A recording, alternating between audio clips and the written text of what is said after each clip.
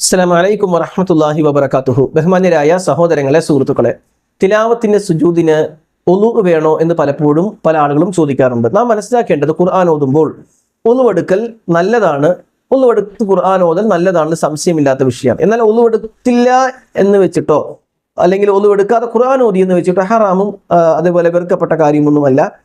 വലിയ ശുദ്ധിയില്ലാത്ത ഒരാളാണെങ്കിൽ ഖുർആൻ ഓതുന്നത് കൊണ്ട് പ്രശ്നവുമില്ല. എന്നാൽ ഒളുവെടുത്ത ശേഷം ഖുർആൻ ഓതലാണ് നല്ലത്.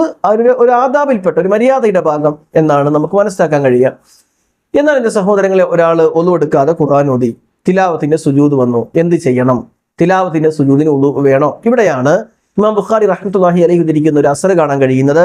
കാന ഇബ്നു ഉമർ റളിയല്ലാഹു അൻഹുമാ ഇബ്നു ഉമർ റളിയല്ലാഹു അൻഹു അബ്ദുല്ലാഹി ഇബ്നു ഉമർ റളിയല്ലാഹു അൻഹു യസ്ജുദു അലാ ഗൈരി വുളൂഇൻ, വുളു ഇല്ലാതെ സുജൂദ് ചെയ്തു എന്ന് പറയുന്ന റിപ്പോർട്ട്.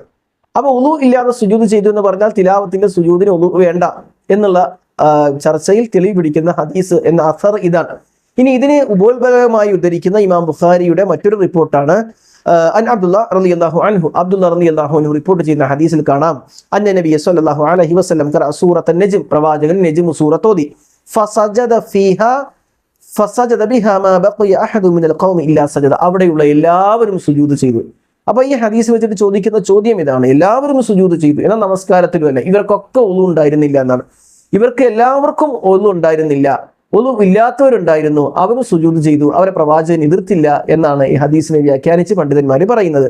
അതുകൊണ്ട് തന്നെ നമ്മൾ മനസ്സിലാക്കേണ്ടത്, ഖുർആൻ ഓതുമ്പോൾ ഒളുവെടുത്ത് ഓതലാണ് നല്ലത്, തർക്കമില്ലാത്ത വിഷയമാണ്. എന്നാൽ ഒളുവെടുക്കാതെ ഖുർആൻ ഓതി എന്ന് പറഞ്ഞാൽ ഹറാമാണ്, വെറുക്കപ്പെട്ടതാണ് എന്നൊന്നും പറയാൻ കഴിയില്ല.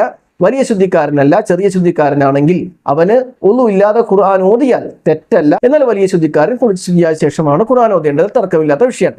ഇനി ഒളുവെടുക്കാതെ ഒരാൾ ഓതി, ഒരു സാധാരണ മനുഷ്യൻ ഒളുവെടുക്കാൻ പറ്റിയില്ല, ഓതി തിലാവത്തിന് സുജൂദ് വന്നു, ഒളു ഇല്ല എന്ന് വെച്ചിട്ട് സുജൂദ് ചെയ്യാതിരിക്കേണ്ടതില്ല എന്നാണ് ഈ ചർച്ചയിൽ നമുക്ക് മനസ്സിലാക്കാൻ കഴിയുന്നത്. അള്ളാഹു അനുഗ്രഹിക്കട്ടെ. അസ്സലാമു അലൈക്കും വറഹ്മത്തുള്ളാഹി വബറകാതുഹു.